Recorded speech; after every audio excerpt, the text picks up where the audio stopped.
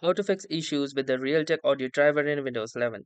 So hey guys, welcome to this tutorial. In this tutorial, I'll guide you through the exact steps on how you can fix the Realtek audio driver issues. So the most simple way to fix the issue is to simply update them, and I'll show you how you can do this. So to do that, go to the search bar and type for device manager. Now, once you'll see the device manager, you can simply click onto this and it will open a particular window like this.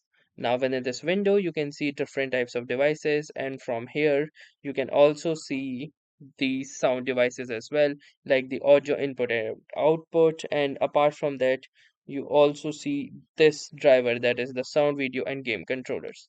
So simply click onto this, and from here, you can see all of the video and game controllers that have been already connected to this. Now from here you're gonna find in your Realtek audio. As you can see, this is the Realtek audio driver. Simply right click over to this, and from here you can click onto this update driver.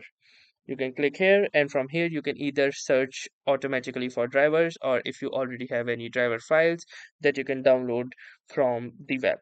So if you search for automatically, it will find you the best drivers, and if you already have the updated drivers, this will show you the best drivers for you have already been installed.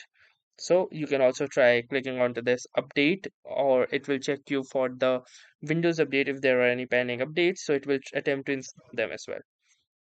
So that's how easily you can fix this issue, and hopefully this will work for you. So that was all for this tutorial. Thanks for watching and have a nice day.